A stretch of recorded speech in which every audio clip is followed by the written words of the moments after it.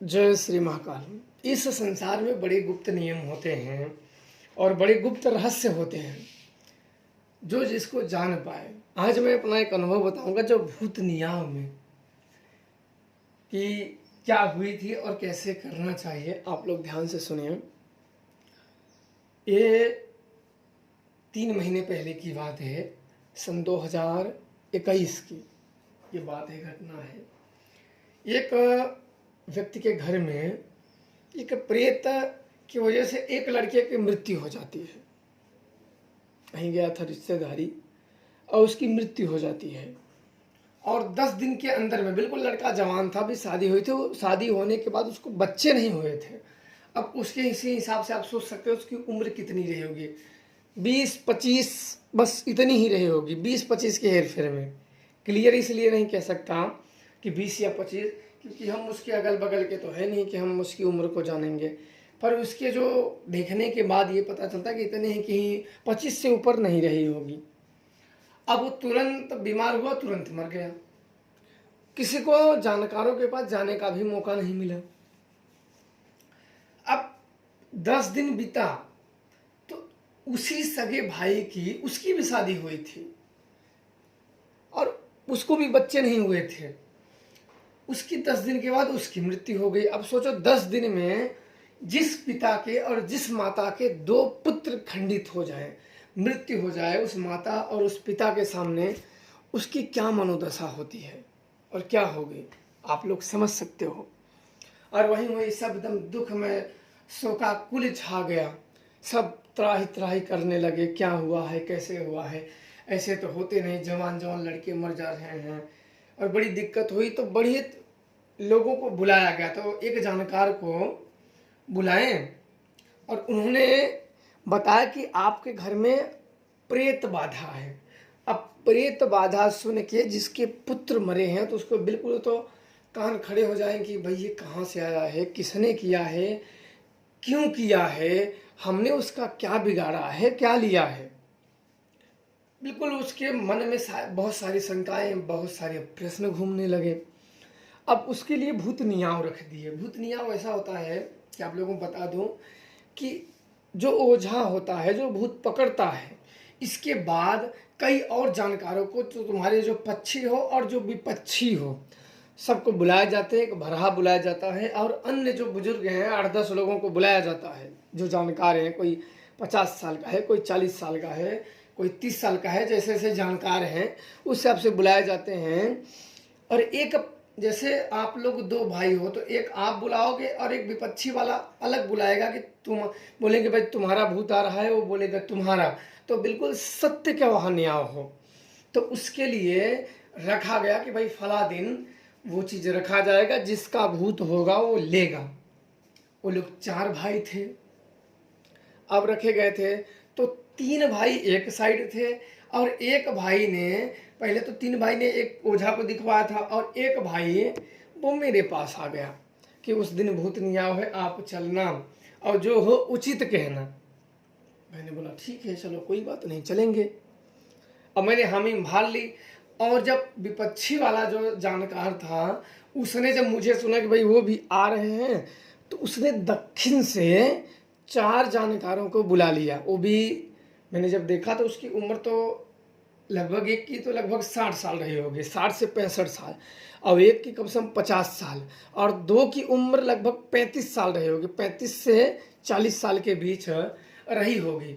ये 4 जानकार आ गए। तो कहते नहीं कि जो जितना, जो ढेर वही शेर, कहावत भी है बुजुर्गों द्वारा कि जो ढेर वही शेर। तो वहाँ बुला लिए गए। तो दिन जो पड़ गया तो सब बुला लिए, जिसको जो शक्तियों को चाहिए, जो शराब, दारू, बली या अन्य चीज़ जो चाहिए, लोगों को बोल दिया भाई क्या चाहिए क्या नहीं चाहिए। और प्लस जो उन लोगों को बुलाया गया, तो जो देखो बताने जाते हैं वो अलग अलग अपना चार्ज लेते हैं, वो अलग अलग। तो इन्होंने जो 4 जन लोगों को अलग, 3 लोगों को अलग, उनके हिसाब से जो जितने जानकार होते हैं उसके हिसाब से वो चार्ज लेते हैं, उन्हें देना पड़ता है। तो ये 3 लोगों को और बुलाए कि हमारी विजय हो। इन्होंने पता नहीं क्या क्या बता दिया था। अब बात उस दिन की जब आ गई, अब आने के बाद क्या हुआ, जब पूरी तरीके से वहाँ लोग बिल्कुल वहाँ के लोग लगभग 100-150 इकट्ठा हो गए और बुजुर्ग इतने तो मेन जानकार उसमें इन्वॉल्व थे। एक साइड में अकेला था और उधर 4 थे और मुझे नहीं पता था कि इतने लोग उधर से आएंगे। मैं तो सोचा हम ही मान लिया। अब वहाँ जाने के बाद मुझे पता चला कि तो इतने लोग आ गए हैं। अब वहाँ मैं एक जगह गया था और वहाँ से भूत वहाँ बिठा के और वहाँ से जब आया तो तुरंत निकल गया वहाँ जाने के लिए। और जब मैं वहाँ गया तो बिल्कुल 150 लोग तो पहले से लगे हुए थे और जो छोटे मोटे गांव के जो ओझा होते हैं, बुजुर्ग लोग होते हैं, जो भाई अचानक में जो बीमार होता है उनको संभाल लेते हैं, जीवन बचा लेते हैं, वो लोग काफ़ी 8-10 लोग थे, बगल बगल बैठे थे तौलने के लिए कि क्या तुम जो बता रहे हो वो सही बता रहे हो कि बिल्कुल झूठ बता रहे हो, या तुम्हारे मन का, या गाल बजा रहे हो। गाल बजाना हमारी तरफ भी बोलता है जो झूठ बोलो, गाल बजाना उसे बोलते हैं कि तुम जो बोलो झूठ बोलो, उसकी कोई महत्व ना हो और बात सत्य ना हो, क्योंकि जो एक शब्द बोलोगे वहाँ 10 लोग उसको तोलेंगे अपनी अपनी शक्तियों द्वारा कि क्या जो तुम बात बोल रहे हो वो सही भी है कि नहीं है। ये ऐसे होते हैं भूतनियाँ। और यहाँ कमज़ोर जानकार ओझे फोझे की यहाँ सुनाई नहीं होती है ज़्यादातर। कुछ लोग होते हैं बड़े बांके होते हैं, बड़े तेज तर्राक होते हैं, उन्हीं लोगों को चयन करते हैं। कोई भी नहीं चाहेगा कि ये भूत हमारे घर रहे किसी और का। सब चाहते हैं कि भैया इससे छुटकारा मिल जाए, कोई अच्छा जानकार को ढूंढो, सभी चाहते हैं। आप लोग भी दुखी होते होंगे तो आप लोग भी यही चाहते हैं कोई अच्छा जानकार मिले। अब उसमें जब वहाँ मैं गया तो बिल्कुल एक आदमी छाता लेके दौड़ा आया, फिर हम लोग वहाँ गए और बैठे तो बिल्कुल वहाँ बहुत सारे शराब चढ़ाए और चढ़ा भी रहे थे, नींबू लौंग दुनिया भर के बहुत पूजा के किए थे। अब उसमें बात हुई कि जो विपक्षी पार्टी में बैठा रहा तो मैं जिनकी तरफ से गया था उन्होंने कहा कि महाराज जी कुछ बोलिए। मैंने कहा रुक जाइए, पहले स्थिति को समझ लीजिए कि ऐसे ही क्या बात हुई है, क्या यहाँ बोला गया है। मैं तो था नहीं, मैं एक भूत लगाने के लिए गया था, मुझे वहाँ से आने में लेट हो गया था, इसलिए मैं थोड़ा सा वहाँ लेट पहुँचा। और वहाँ जाने के बाद अब बैठे तो बोले कि यह भूत, जो विपक्षी से जानकार थे उन्होंने कहा कि यह भूत तीसरे पीढ़ी से चल रहा है। जो मैंने वहाँ सुना, वहाँ के तीसरे पीढ़ी से भूत चल रहा है और यह उसे बहुत तकलीफ, वहीं इनका जान मारा हुआ है। तो मैंने बिना शक्ति को देखे, बिना शक्ति को बुलाए न जाने, मैंने कहा कि आप लोगों की, चलो आप लोगों की बात मान भी लिया जाए, क्योंकि आम जो व्यक्ति दर्शक हैं भाई उन लोगों को क्या पता कि क्या तीसरी पीढ़ी से चल रहा है, क्या चौथे पीढ़ी से चल रहा है, क्या अभी से, वो तो बस सुनने आए हैं, उनको क्या पता।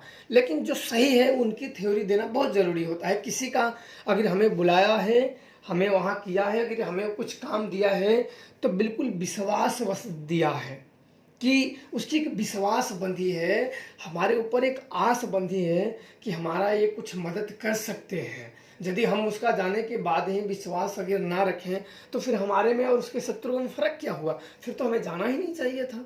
मैंने कहा कि बिल्कुल रखो, मैं उनके तरफ बिल्कुल नहीं होऊंगा। मैंने कहा कि आप जो बोल रहे हो कि यह भूत तीसरी पीढ़ी से चलता है, अगर मान भी लिया जाए ये भूत तीसरी पीढ़ी से चल रहा है तो तीसरी पीढ़ी का मतलब कि परदादा, दादा, फिर इनके पिता, मतलब 300 वर्ष तीसरी पीढ़ी से प्रेत चल रहा है।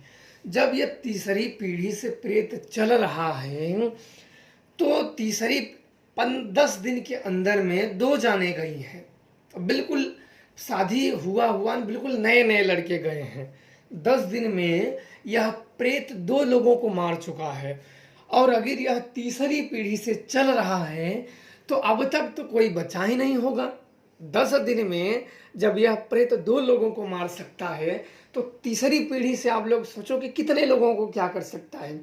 तो हाँ बिल्कुल सत्संग, बाकी जो बुजुर्ग थे बिल्कुल बिल्कुल हाँ ये सही बोल रहे हैं। वही तीसरी पीढ़ी से अगर भूत चल रहा है तो अभी तक तो बिल्कुल सब खत्म हो जाना चाहिए, नौलदत हो जाना चाहिए। अभी तक थोड़ी है कि अभी तीसरी पीढ़ी के बाद अब मरे हैं, अभी तो 1 महीने बाद, 1 महीने से भी कम है। बिल्कुल वो लोग पिता उसके शामिल थे, बिल्कुल बाल उतरवाए थे, जैसे 5-6 दिन का ही बाल उतरा हो, 10वां बीता हो। तेरे ही नहीं किए थे, क्योंकि बिल्कुल नया लड़का था, उनमें क्या खिलाना। बस उनके जो क्रियाकांड थे जो पंडितों द्वारा वो करा दिए थे, गए थे। अब अच्छा वो लोग बोले, फिर जो और जानकार थे बिल्कुल वो तो उठा उठा के सिगरेट पीने लगे कि अब सोचने लगे कि अब क्या बोलूँ, अब क्या बोलूँ। फिर एक बुजुर्ग थे, बोले कि अरे महाराज जी देखिए, ये भूत आप तो बोले हैं यहाँ तीसरी पीढ़ी से, बात सही है कि तीसरी पीढ़ी से चलते तो सब तो नाश हो जाता, तो ये भूत कहाँ से हैं। तब उन्होंने फिर पी पा के कहा कि यह भूत बिटियौती में, बेटी के पास से धन मध्य में बरम चल रहा है, जो धन मध्य में है बरम चल रहा है। तब उसमें कहा, उसने वो जो अगले जानकार ने जो दक्षिण से बुलाए गए थे उन्हें, क्योंकि जो देखा हुआ था ये इधर का ही था, पर उस जब जाना कि मैं हूँ उधर, तो उसने तुरंत 3 वहाँ के बुला दिए कि हम लोग 3-4 हो जाएंगे, फिर 2 भिड़ेंगे दबा के। तो बोले कि बेटियौती से बेटी अपने उस बेटी के पास से, इनके बेटी के पास से धन मध्य में बरम चल रहा है। तो मैंने कहा कि बेटी के पास से अगर इनके ब्रह्म चल रहा है, अगर बेटी के पास से ब्रह्म चल रहा है तो बिल्कुल मैं मानता हूं ब्रह्म आएगा, पर धन मध्य में नहीं आएगा। धन मध्य में कैसे चल रहा है, क्योंकि कोई भी पिता अपने पुत्री के पास से धन नहीं लाता है। कोई भी पिता, आप लोग भी किसी भी लड़की के पिता होंगे, अपनी लड़की की शादी कर दोगे तो भाई जहां उस लड़की की शादी करोगे उस लड़की के आदमी हैं, उसके उस आदमी के भाई भी होंगे, उसका सास ससुर होंगे, उसके भी भाई होंगे, उसकी ननद होंगी, तो धन मध्य वो लड़की अपने बाप को और भाई को कैसे देगी। तो मैंने कहा कि धन मध्य में ब्रह्म कभी भी बेटी के पास से नहीं चलता है। धन मध्य में कहीं और से अगर आप बोले होते, कहीं और से आप अगर बोले होते कि यह ब्रह्म वहां से चल रहा है तो मान लेते, लेकिन धन मध्य में बेटी के पास से ब्रह्म नहीं चलता है, क्योंकि कोई भी व्यक्ति अपनी बेटी के पास से धन नहीं लाता है। बिल्कुल अब तो बिल्कुल अब फंसने लगे। इसके बाद मैंने सोचा कि चलो अब मैं देखता हूँ, तो मैंने आंख बंद कर दिए। अब कुछ पूजा थे, पूजा वहाँ बिल्कुल सब मंगाए हुए थे, भाई सबको तो था बचाना, सब पूजा वहाँ मंगाए थे। और बिल्कुल जब सुजान का मैंने तुरंत सामान निकाला और दिया, उसको बुलाया। अब बुलाने के बाद उसने जो बात बताई बिल्कुल एकदम सबसे वजन बात बताई। उसने कहा कि जिसके लड़के मरे हैं उसका बाप जो है, इसकी दादी मतलब तीसरे पीढ़ी की, इसकी दादी ने सेनुर साल भवानी को पूज रखा था। सेनुर साल भवानी बड़ी तेज तराक शक्ति होती है।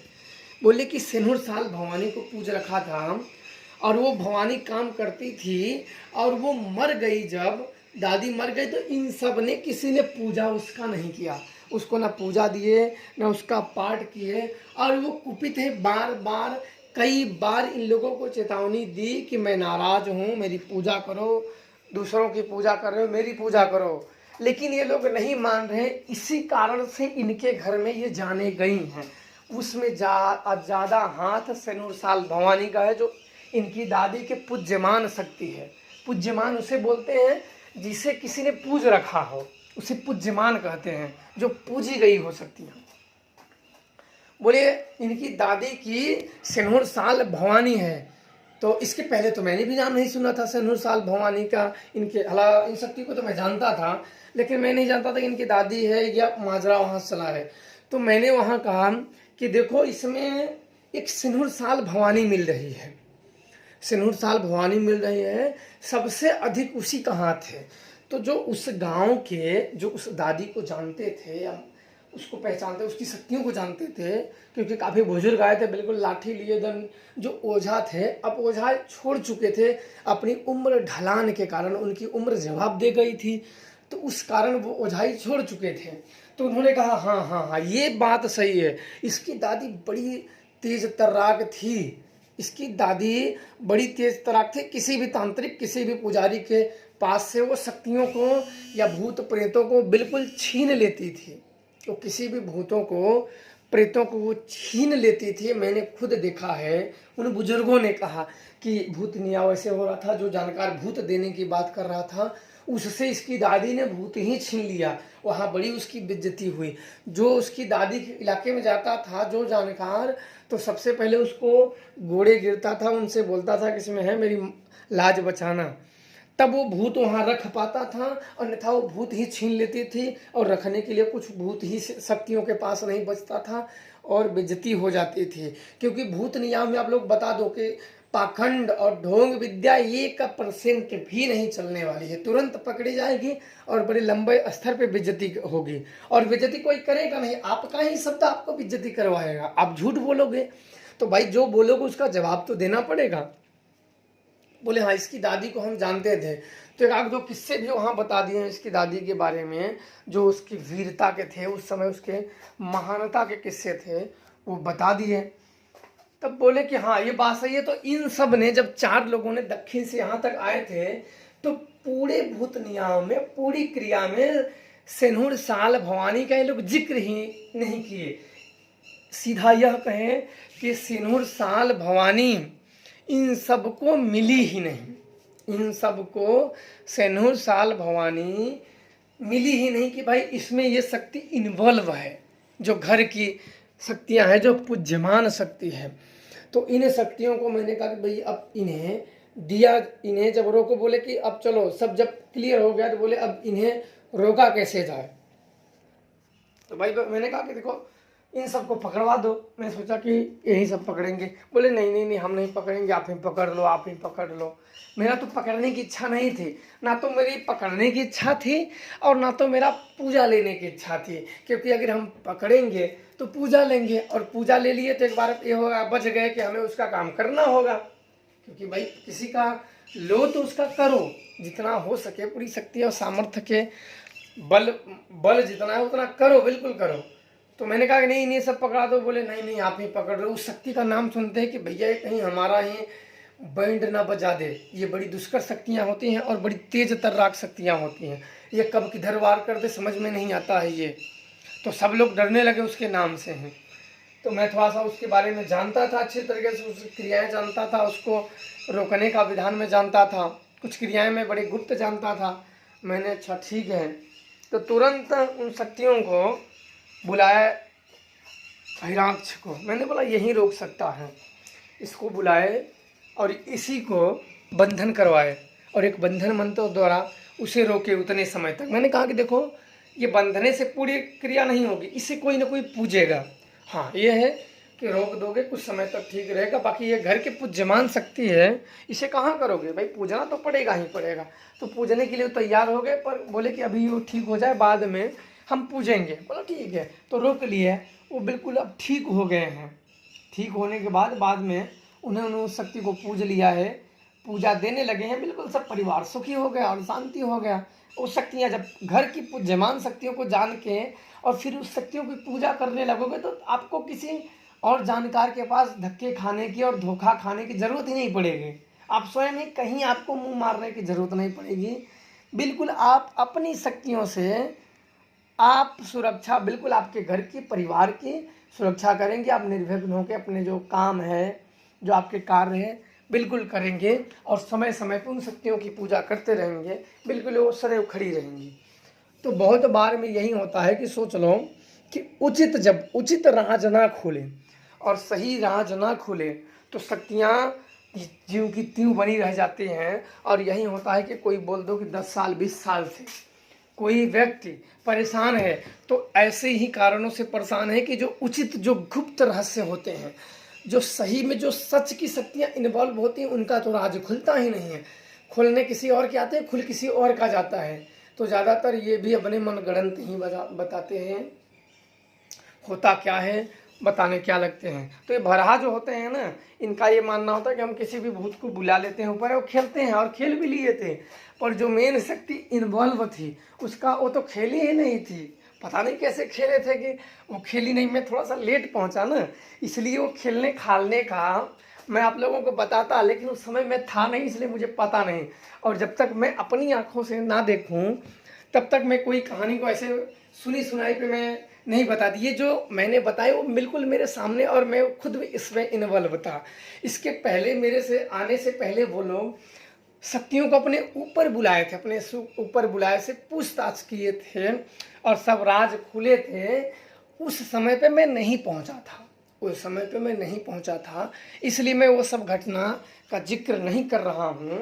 मैं जब से वहाँ पहुँचा तब से घटना का मैंने जिक्र किया है। जब से मैं वहाँ इन्वॉल्व हुआ तब से मैं घटनाओं का जिक्र किया। तो ऐसे होते हैं कि होता कोई और है, बता कोई और देते हैं, और दुखी व्यक्ति परेशान रहता है कि हमें कहीं से मुक्ति मिल जाए, कहीं से हम ठीक हो जाएं। तो जानकारी, मैंने कहा कि छोटे मोटे जानकारों की बस की बात नहीं होती है, बड़ी और पूज्यमान शक्तियों के बारे में देख लेना। वो अपने तरीके से घुमा देंगी। वो कई हजार भूतों के रूप धारण कर सकती हैं कि रहेंगी शक्तियाँ, दिखाएंगी भूत। हाँ, आपके ऊपर भूत है, पर जो मेन शक्तियाँ हैं वो छुपी रहती हैं। तो इसलिए कोई अच्छे जानकार से बिल्कुल देख विद्या का इस्तेमाल करके और जानकारी इकट्ठा कर ले। उस जानकारी के लिए किसी भी शक्तियों को वहाँ भी हम लोग देखें तो बिल्कुल वो पूजा देते ही देते हैं। फिर बाद में सब किए, बाद में वो शाम को मिले, मेरे को पैसा देने लगे, काफ़ी ज़्यादा सारे पैसे कि आपने मेरी लाज बचा दी। तो देखो, मैंने साफ मैंने पैसे लिए नहीं, मैंने पैसे नहीं लिए। क्यों नहीं लिए? क्योंकि मैंने उसमें अपनी शक्तियों का ज़्यादा मैंने काम नहीं किया। जो मैंने धरा पकड़ा उसका मैंने लिया पूजा का, और बताने का जो था वो मेरा पूजा दे दिए थे। तो खुश होकर गिर दे रहे थे। मैंने बोला नहीं, मुझे नहीं चाहिए, क्योंकि जो व्यक्ति का लड़के मरे हुए हैं विपक्षी पार्टी, उनसे क्या लेना बिना मतलब कि उतना ही लो जितना आपका मेहनत है। बाकी आगे बिना फालतू के किसी के दुख में और दुख मत बढ़ाओ। जितना मेहनत हो अपना उतना ही लो, बाकी और नहीं। तो मेरे को दे रहे, मैंने मना कर दिया और मैंने लिया भी नहीं। देने के बजाय जबरदस्ती दे रहे, नहीं मैं अपने खुद नहीं, मैं अट गया, नहीं लूँगा तो नहीं लूँगा, और मैंने नहीं लिया। उनसे ऐसे 1 रुपया भी नहीं लिया था, मैंने हाथ में छुआ भी नहीं। तो बहुत सारे ऐसे होते हैं, दुखी होते हैं, किसी के लड़के मर जाते हैं, बड़ा सुन के भी दुख होता है। पर हम लोगों के हाथ में जितना होता है हम ज़रूर करने का प्रयास करते हैं, और जितना हो सकता है उतना मदद करने का भी प्रयास करते हैं। तो ये रहा ये घटना। बाकी और समय आने पे धीरे धीरे आप लोगों को ज़रूर बताएंगे। खुश रहें और प्रसन्न रहें। जय श्री महाकाल।